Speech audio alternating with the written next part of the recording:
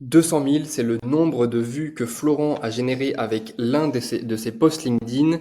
Aujourd'hui, dans cette vidéo, on va voir comment obtenir 200 000 vues par post sur LinkedIn et booker 4 rendez-vous. Parce que oui, Florent a aussi booké 4 rendez-vous avec ce post. Donc, les statistiques sont juste ici. Je ne mens pas. De toute façon, il y a le post juste ici. Et d'ailleurs, je te laisse faire tout de suite pause pour lire le post et que tu comprennes totalement la vidéo dès le départ.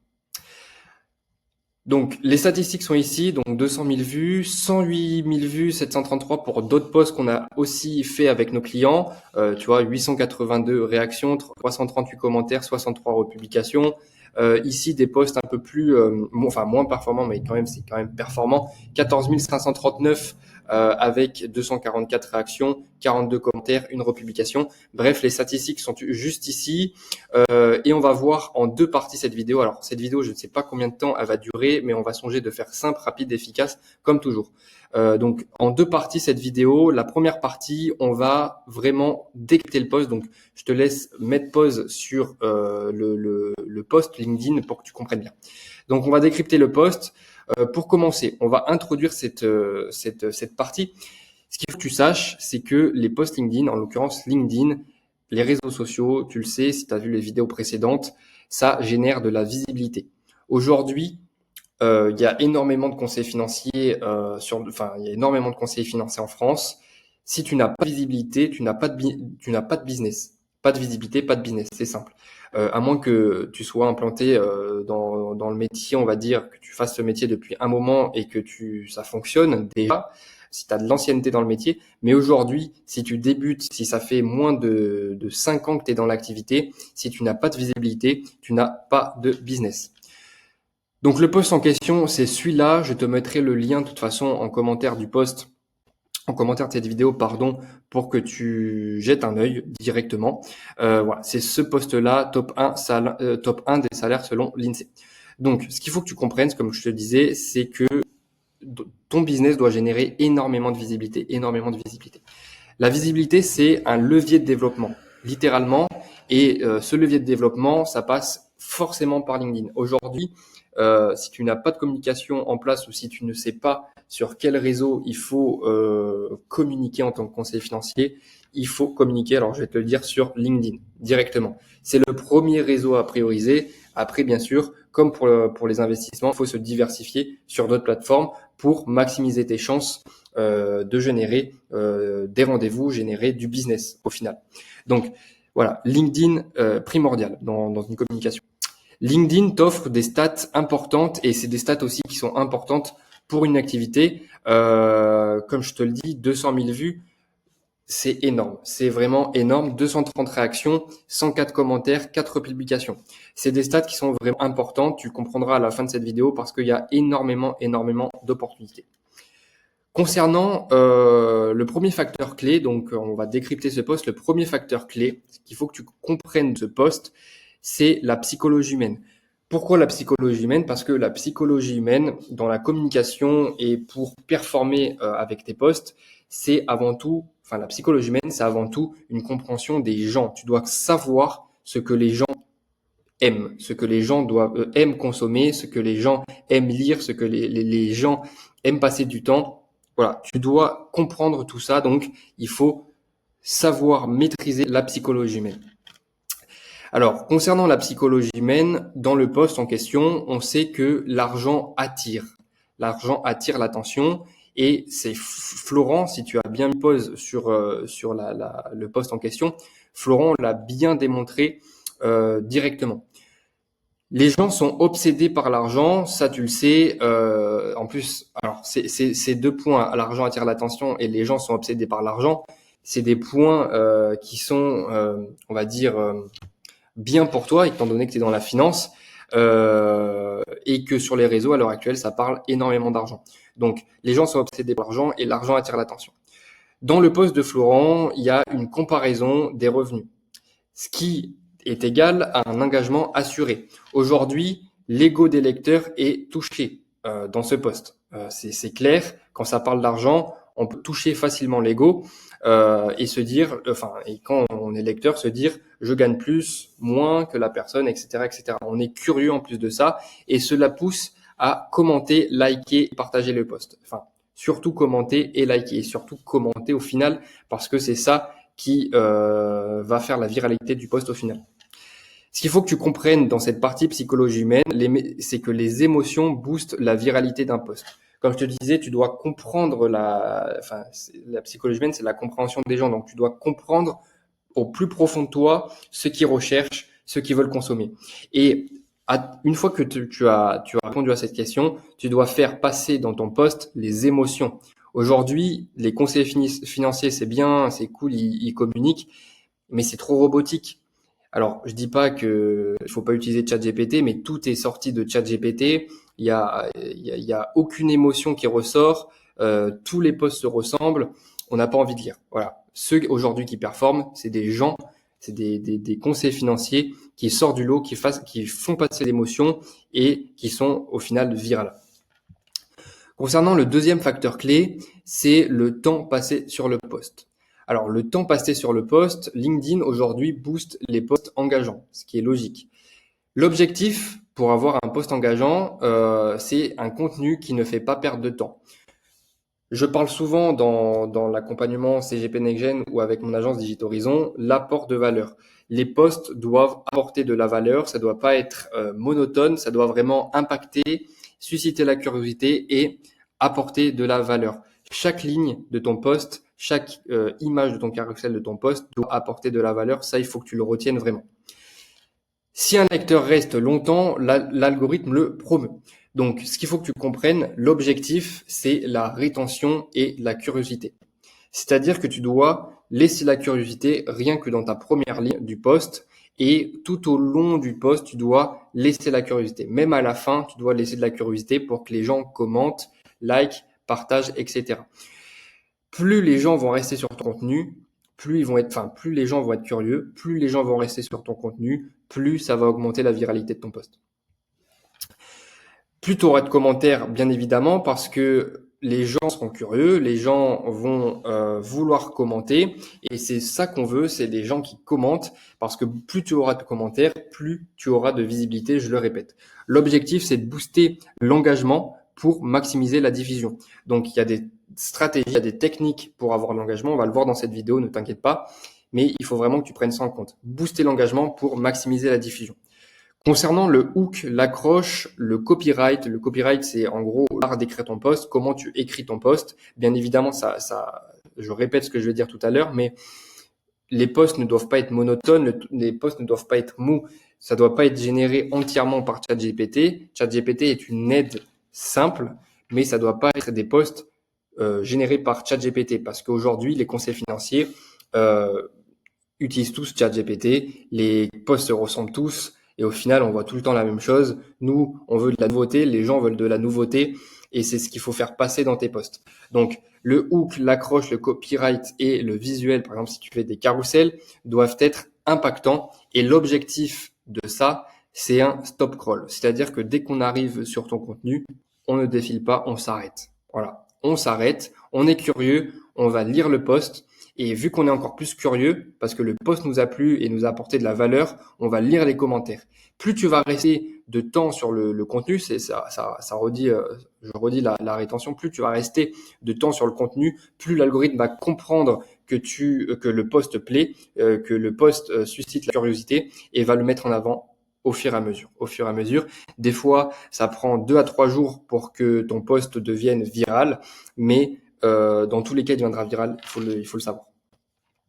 Concernant le troisième facteur clé, c'est la polémique. C'est pour moi le plus puissant parce que la polémique, certains adorent, d'autres détestent. C'est évident. 50-50. L'objectif, c'est de créer une division, entre guillemets, pour stimuler l'engagement. Pourquoi? Parce qu'un post qui divise génère naturellement plus de réactions, car chaque camp veut défendre son point de vue, littéralement. C'est un point de psychologie humaine, engagement et cohérence. Si tu as lu Influence et manipulation de Robert Cialdini, tu sais de quoi je parle. Engagement et cohérence, les gens vont vouloir défendre leur point de vue littéralement et ils vont l'écrire, ils vont le montrer et c'est ça qu'on veut. Ils vont le faire où? Dans les commentaires. Ensuite, concernant la polémique, ceux qui ne sont pas d'accord commentent et créent du débat. Même les gens qui sont d'accord au final commentent, hein, on est d'accord. Mais ceux qui ne sont pas d'accord ou qui ont un point de vue différent vont commenter et créer du débat parce qu'en plus de ça, ils vont commenter, ils vont donner leur point de vue. Ça va ramener des gens extérieurs sur le post qui vont voir le commentaire, qui vont donner leur point de vue, ainsi de suite, ainsi de suite. Tu vois l'idée. Donc l'objectif, c'est d'exploiter, on va dire, le désaccord pour booster la viralité. Tu vas le voir dans la deuxième partie de cette vidéo. Florent l'a très très bien fait. L'objectif, ce que je veux que tu comprennes par là, c'est que plus il y a de discussions, plus l'algorithme perçoit le post comme pertinent et l'expose à plus de monde. C'est évident. C'est encore une question de rétention. Je vais te donner un exemple. De toute façon, tu peux directement aller voir le post de Florent en question, mais sous le commentaire de Florent, il y a une personne, alors bien évidemment, je ne l'ai pas mentionné, mais une personne qui a dit alors c'est quoi le secret pour être riche du coup, maître Jedi? Un commentaire sorti de nulle part. T'iras voir les réponses de Florent, ça a généré une vingtaine de commentaires et d'autres personnes qui réagissaient en plus aux commentaires. Donc c'est ça qu'on veut. L'algorithme a compris qu'il se passait quelque chose sur ce post et l'a emmené à plus de monde, jusqu'à 200 000 vues. Les commentaires piquants, entre guillemets, déclenchent des réponses en chaîne et augmentent encore plus l'engagement. C'est ce que je te disais. Ça a généré, et je te laisserai aller voir de toute façon, le commentaire il est toujours sur le post de Florent. Ça a généré énormément d'interactions. Des gens ont liké ce commentaire, les gens ont liké le commentaire de Florent, les réponses et ainsi de suite, ainsi de suite. Donc voilà, et les commentaires piquants vraiment déclenchent des réponses en masse, en masse, en masse. Enfin, ce que je veux que tu comprennes, c'est que le combo explosif pour des posts qui cartonnent, c'est psychologie humaine, psychologie tout court, dans le sens où il faut que tu comprennes les gens, il faut que tu comprennes ce qu'ils cherchent, etc. Plus de temps et plus de polémique. Là, je te l'ai résumé, tout simplement. Un post polémique qui joue sur l'émotion et qui retient l'attention a toutes les chances d'être viral. Donc, je te laisse mettre pause sur cette phrase. Je vais pas épiloguer là-dessus, mais tu vas la comprendre, tu vas la relire, tu vas la comprendre et tu vas comprendre toute l'idée de cette vidéo au final. Donc, je vais résumer à la fin de cette vidéo, bien évidemment. Mais voilà, combo explosif, psychologie, plus de temps, plus de polémique. Voilà. Mais au final, on est d'accord, les vues, c'est bien beau, les likes, c'est bien beau, mais on dit ça ne remplit pas le frigo. Donc, comment transformer ces vues en rendez-vous? Donc, on va le voir littéralement. Déjà, ce qu'il faut que tu saches dans tous tes posts, c'est que tu dois avoir un CTA clair, précis, efficace. Il faut que tu aies un CTA. Exemple, si tu veux en savoir plus, commente info et je te l'envoie et je t'envoie un message. Il y a énormément de CTA. Là, je t'ai pris un lambda, mais ça peut être si tu veux faire le point sur ta situation financière, si tu veux faire le point sur ta situation immobilière, n'hésite pas à prendre rendez-vous et tu balances ton lien, enfin ton agenda. Également, utiliser les DM efficacement et intelligemment. Tu vois, j'ai oublié intelligemment, je vais rajouter, mais intelligemment. C'est ce qu'on appelle du setting. Le setting, si tu sais pas ce que c'est l'art de créer de la confiance à travers des messages privés. C'est différent de la prospection. La prospection, alors il y a la prospection directe et la prospection indirecte et prospection directe. Là, c'est différent. La prospection, tu vas dans le dur. Le setting, c'est un processus qui prend beaucoup plus de temps, mais selon moi, qui convertit le mieux. Voilà, le mieux. Donc, c'est cette étape d'utiliser les DM efficacement et intelligemment. Le setting. Le setting, tu vas cibler les personnes qui ont interagi avec toi. C'est-à-dire les personnes qui ont commenté, les personnes qui ont liké. Tout simplement, je vais te donner un exemple. Tu as fait un post, par exemple, comme Florent. L'idée, tu vois, Florent l'a fait. L'idée, c'est littéralement d'envoyer un message en privé et de dire à la personne, bonjour, j'ai vu que tu avais liké mon post ou commenté mon post. J'aimerais débattre avec toi sur ce sujet en privé, au calme. Et voilà. Après, une discussion se fait. Ça crée de la confiance. qu'on le rappelle, est primordial dans un métier de conseiller financier. Et après, il y a des stratégies, bien évidemment, qu'on voit dans CP Next Gen, dans l'accompagnement, mais il y a des stratégies pour, à un moment, proposer un rendez-vous. À 99%, il prendra le rendez-vous parce que ça fait un moment qu'il parle avec toi. Donc ça, on en parle dans CGP Next Gen. Je le dis là, mais si tu veux faire un point sur ta situation et ajouter 7000 euros de chiffre d'affaires à ton activité, je te laisse prendre rendez-vous dans le lien de cette vidéo. Et enfin, proposer un appel découverte rapide. Donc, tout simplement, tu proposes un appel découverte à la fin de ton poste en CTA, tout simplement. Par exemple, tu peux même balancer ton numéro de téléphone, mais tu peux aussi, enfin, dans le poste, et tu peux aussi balancer ton numéro de téléphone en privé pour échanger, par exemple, sur un poste ou prendre des nouvelles d'une personne, etc., etc. L'idée, bien évidemment, derrière, c'est de prendre un rendez-vous client, un R1. Voilà. Donc, je résume. Pour le CTA, tu as l'exemple ici, et le CTA, bien évidemment, ça emmène sur proposer un rendez-vous découverte gratuit. Enfin, un rendez-vous pas forcément gratuit, ça dépend comment tu fonctionnes, mais un rendez-vous découverte rapide. Donc, ce CTA-là, donc à la fin de tes posts.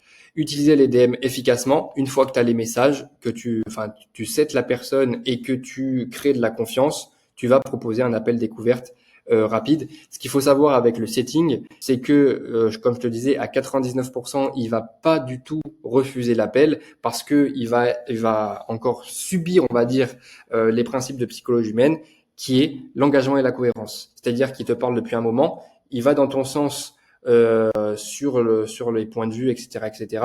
Tu vas proposer un rendez-vous, il va jamais dire non. Voilà, il va te dire peut-être là j'ai pas le temps, je te propose ici, bam, tu cales le rendez-vous, c'est plié. Donc bien évidemment, ça, cette partie setting, on en parle plus profondément avec CGP Next Gen.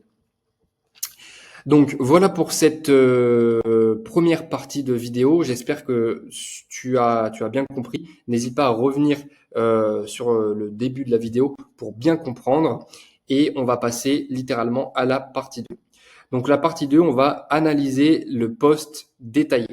Analyse détaillée du post. Donc là, c'est le post de Florent. Donc voilà, tu l'as ici. Et on va le décrypter ensemble.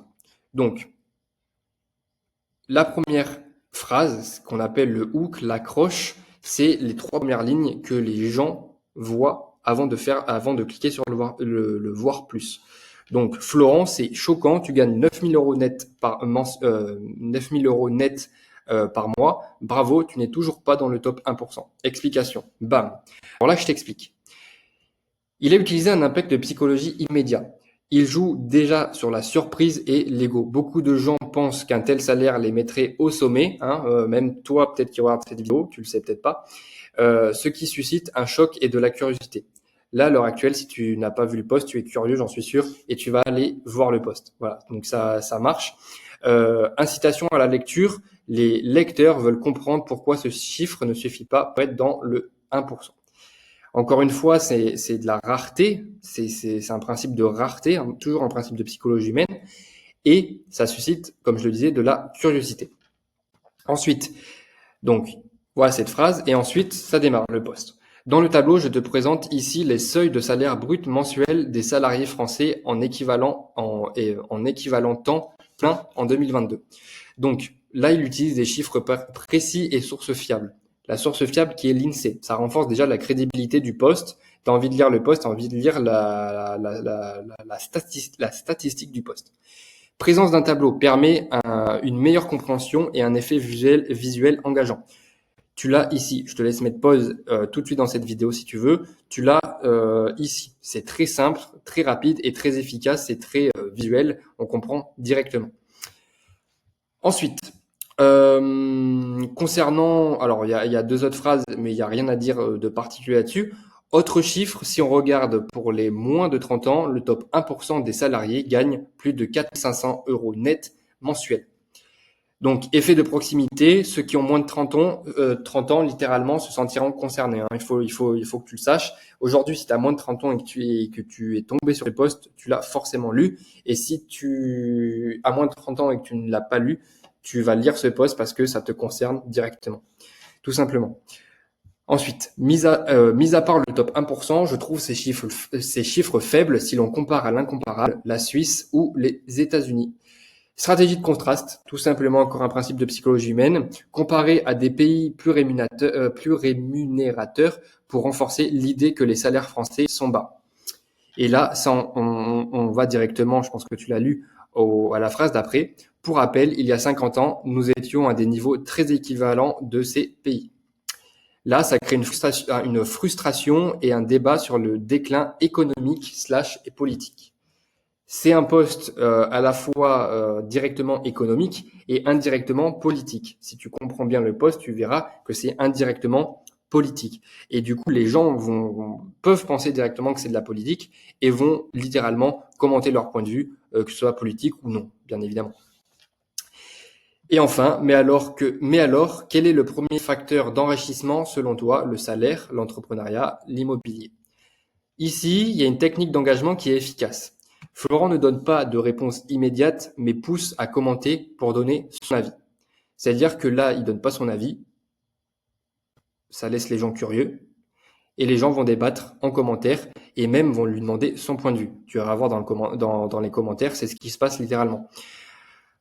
Et la stratégie virale, plus de commentaires égale plus de visibilité sur LinkedIn, égale plus de business pour ton activité, ça tu l'as compris.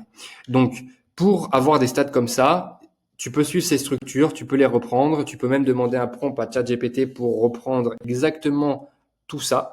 Et tu auras des posts littéralement qui feront 200 000 vues, 100 000 vues, 50 000 vues, enfin au-dessus de 100 000 vues en l'occurrence, et plus de 150, 200 interactions par post.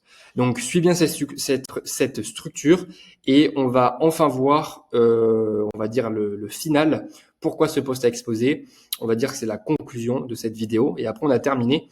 Pourquoi ce post a explosé? Littéralement parce qu'il y a une accroche émotionnelle et choc dès la première phrase. Tu regarderas le post, c'est une accroche émotionnelle et qui est choc.